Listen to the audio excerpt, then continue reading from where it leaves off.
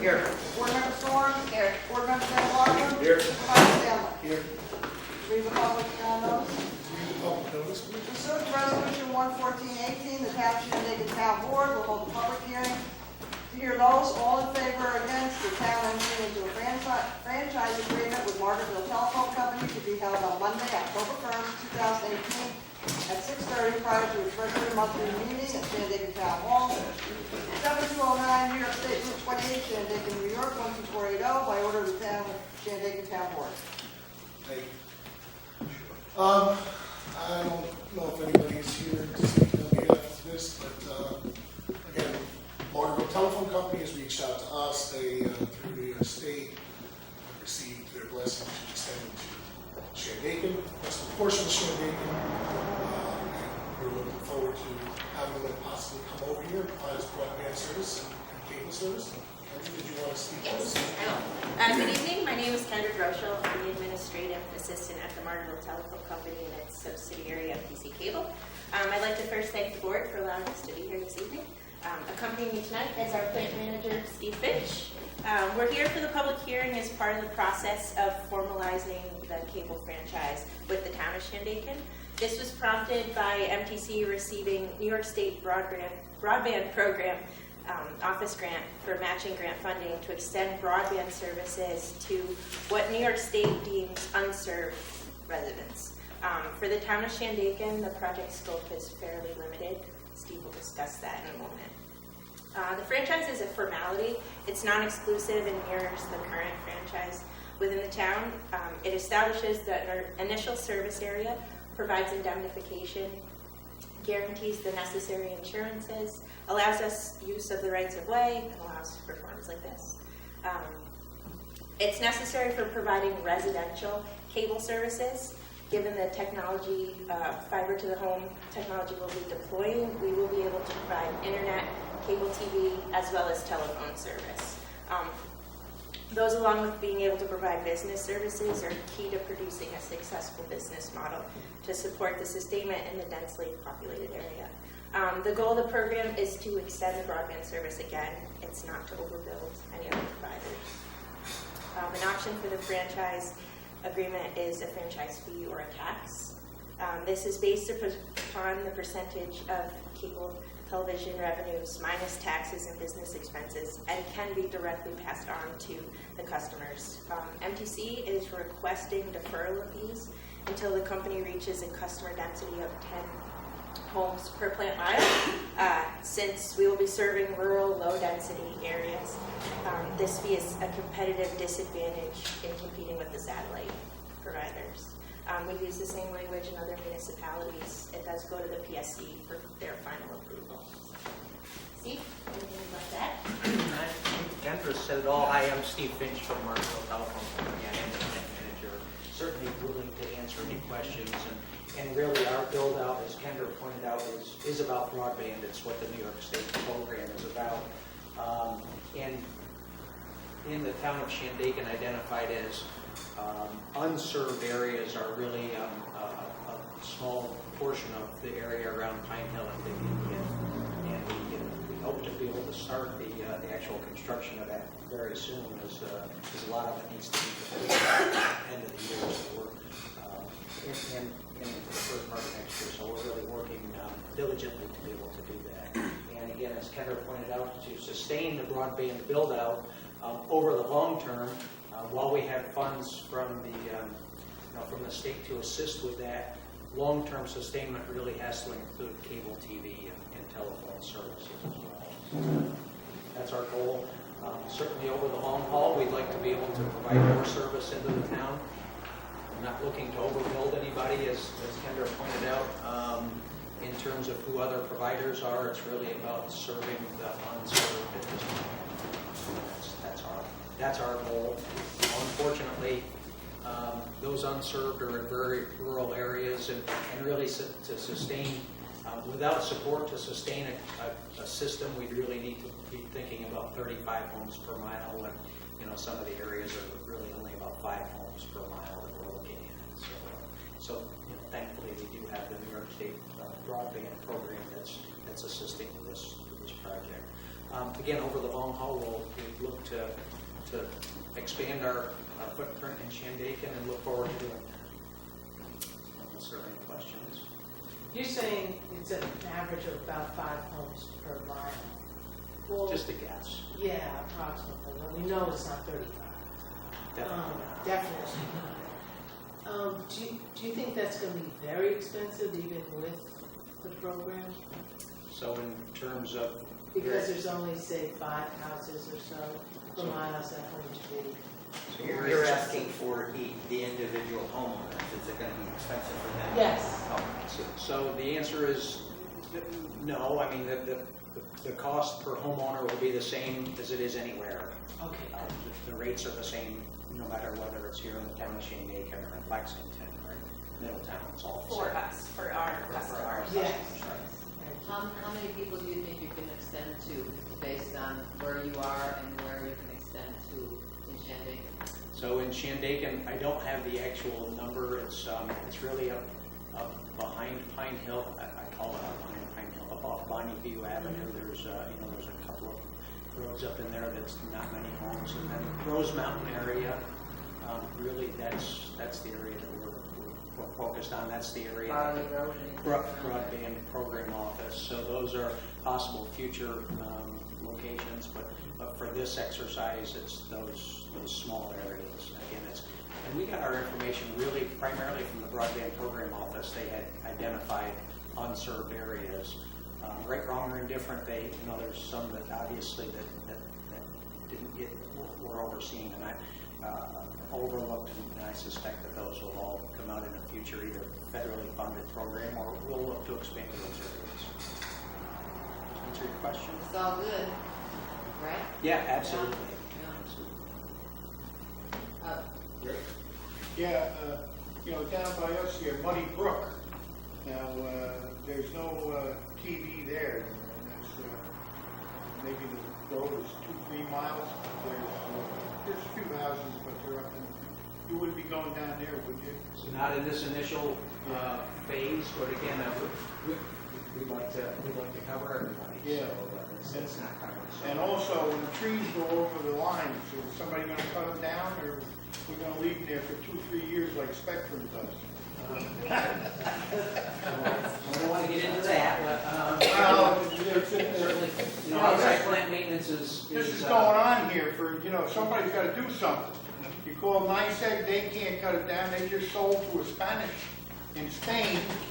So what do we gotta go over to Spain? Now you got Spectrum, they're cooking as a corkscrew. And, how many other ones are we gonna, we're gonna get some, I'm gonna die soon. And, we're still waiting for things to happen here, What? I said, thank you. Oh, We always appreciate your input. I will say that, just from my perspective, there was a customer over on Gooding Road coming up to 42, and I know that Glenn had spoken to me about the possibility of extending that loop, continuing that loop through 42. And Glenn was nice enough to go out there and check the property to see if it was within the build-out area for this initial phase. He said, sadly, not this phase, but probably right down the line, we would be looking into that home. So that homeowner is extremely ecstatic to know that he's possibly getting service within at least the next 5 years or so. So we have fiber down as far as Route 42 at this point. Actually, we provide the backhaul to the tower that's on Rudy Frank Road. And we're now in a full expansion into Lexington. And so the goal for us would be to build that Route 42 corridor all the way over into Lexington. It would do, a couple of things. It would provide service to anybody that doesn't have service. Plus, it will provide us a redundant route into Lexington. We go through Grand Gorge and Preceded currently, and if something were to, a tree goes down on the line and cuts it, we'd be able to reroute traffic the other way. So, and that's that's a goal, is to be able to build in all those redundancies. Can I just ask, are you using like utility right-of-ways to do this? Or? Primarily the power utility right-of-ways. So you're basically going behind most of the properties then?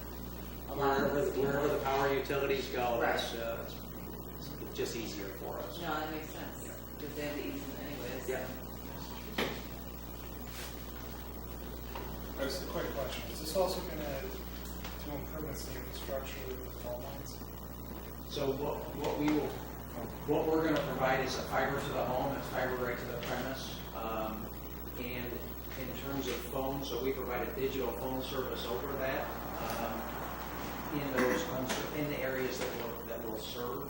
The only reason I ask is they dispatch off the tower on Bel Air. The problem is they can't simulcast with that tower because it's Margaretville phone company and their line can't handle the microwave signal. I don't know the whole technicalities of it, but the current phone line can't handle what they need to be able to simulcast off that tower to be able to. So this is the tower that's on the ski center? I don't know, Chuck, where's the The 911 tower is at the ski center. Is at the ski center, so that's somebody else's tower, and I'm not sure whose it is, it's not Margaretville Telephone Company. In any area that we can provide fiber backhaul to a tower, we've partnered with Delaware County Emergency Services in a couple of locations to be able to do that, and we would certainly do the same thing here if it's helpful and beneficial. We would do that. Any other comments? What about public access? Because you're not Spectrum, and the public access is under the Spectrum franchise. So I had already spoken to Glenn about this at our initial meeting, and he said they'd be more than willing to take the DVDs from our meetings and rebroadcast them on the MTC cable network. So they may not get it live, but they'll get the rebroadcast at whatever meetings or whatever announcements are made. Certainly. And just one other thing, so your fiber optics, that's much better because the G5 is going to kill all of us. So. It's a whole other issue, though. Thank you. Any other further comments, questions? Entertain motion to close the public hearing. All in favor?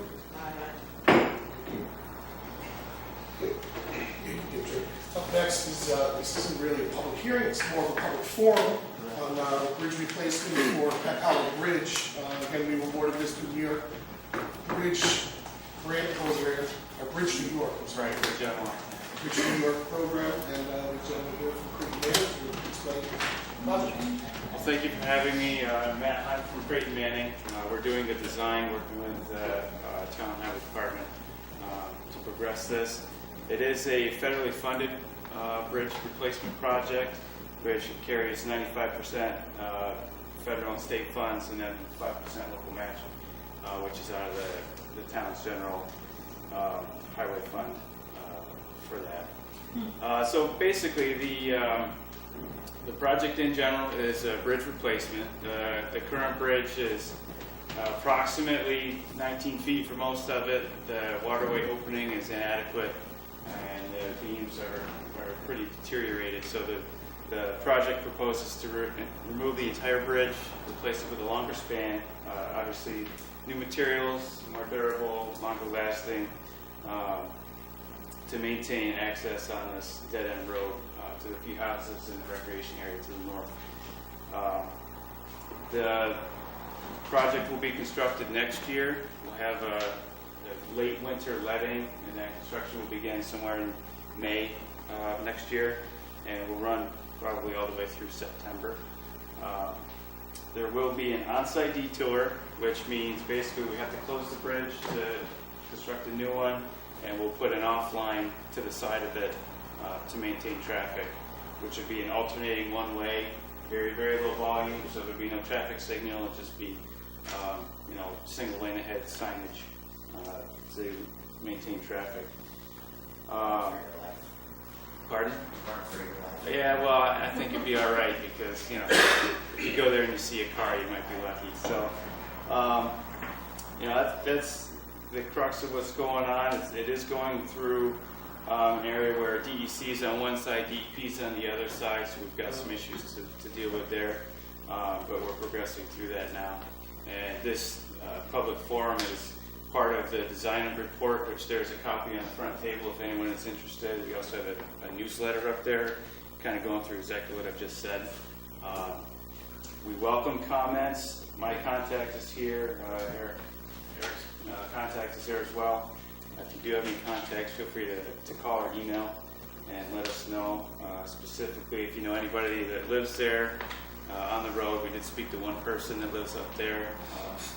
Getting the word out to the other affected folks is obviously what we're looking to do. So I guess with that, take any questions, and if not, by all means, grab a newsletter, and if you think of anything, let me know. How old is that bridge? I don't know. I don't know that anybody knows. Well, I thought it's gonna be 50 plus. Yeah. Oh, that's not the one that they replaced about 5 years ago. No, that one is further to the north. Huh? That's 2 years ago. Yeah, but how many times did they replace that? Once? Once that I've been. Well, there's the temporary, right, and then it washed out. These bridges should last, at least 100 years. The way they're designed now. Yeah, that's what they are now. And well, if you go over to Europe, there's the Germans that I told you, they're not, you gotta look at the German engineers, bring them over. Well, with the design guidelines there are now, it's minimum 50, usually 75. Yeah. So I'm telling you, yeah, unbelievable. it'll be no issue. Be no issue. All right. Well, thank you very much. Thank you. With that, we'll take a break before we start our regular monthly meeting.